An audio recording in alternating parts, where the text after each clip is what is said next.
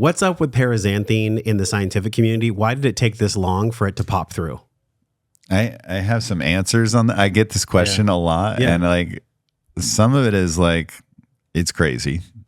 Two, I like to say that some of the greatest inventions are things that were sitting there right in front of everyone's eyes, but they just didn't see that way. So many of us say, I guess that's the way it is. Caffeine is so omnipresent and so cheap. I think paraxanthine is very expensive to make. Daniel can tell you that. Yeah. I think also what Shawn was saying earlier as well, right? Everyone, 90-something% of people consume caffeine. Paraxanthine, or when caffeine is metabolized, 80% of it turns into paraxanthine. Mm-hmm. So you have this, preconceived notion that, well, if I'm consuming caffeine, I'm getting paraxanthine anyway. Yeah. And so even if you were someone who did the work to find out what paraxanthine was, which is, very few people. Yeah. And you can like just go on like Twitter or Reddit, and maybe like half a dozen people had spoken about paraxanthine over the past whoever knows how long. So you had this assumption that you were getting it anyway, but if you're that slow metabolizer, it's drip feeding into your system. But we only more recently started to learn about the different way we metabolize caffeine, right? We all thought we consume caffeine and we metabolize it the same way, right? 5 years ago, I didn't think that you drink an espresso at night and can't get to bed when I drink it and I'm passed out. Yeah, yeah. And so we just didn't ask the question. And my partners, we really pioneered the cost kind of breakthrough on this. Like right now, it's about 10 to 15 times the cost of caffeine.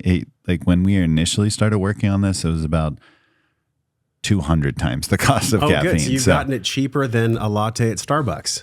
Sure. I mean, this is, the update drink is. Great. Yeah. That's perfect. Yeah.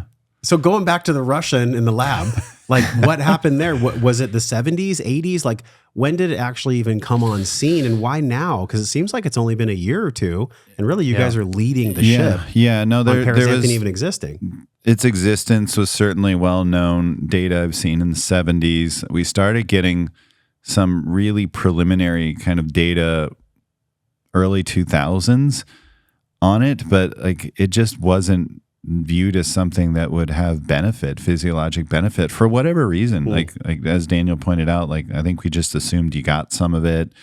Like caffeine works. Like why do you need it? I mean, dude, I'm a conspirator.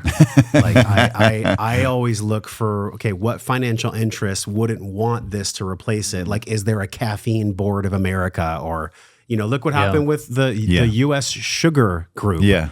Where they were like, fat will make you fat. And then they were like, oh, sorry, we lied. Is that caffeine and paraxanthine? Have you guys seen any tinfoil stuff there?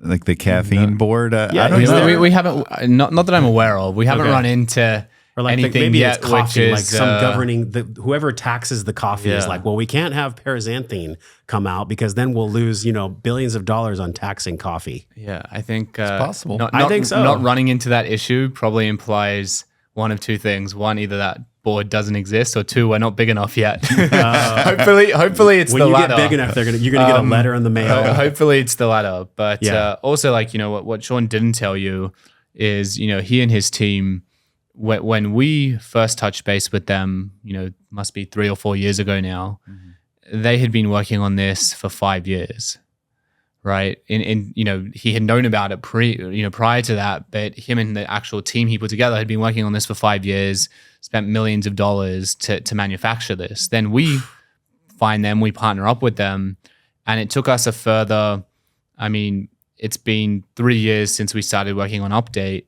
or 3 to 4 years. And I would argue, we're now just coming out with V2. And that's, the biggest part of it is really the flavor improvement. And I would argue that, we're still, working on, paraxanthine and how we can make it palatable to, people to consume. So, if you add all of that up, we're talking about 9 years that Shawn spent really doing $10 million. And we're 23 patents filed and 13 studies in right now. So, Well, now is the time. I mean, there's never been more of a threat existentially, energetically. The collective unconscious right now is kind of freaking out. Don't go anywhere. Click the link on this screen. If you love that clip that you just watched, you're gonna absolutely love this full-length video. You just have to tap the little icon on the screen. While you're at it, subscribe.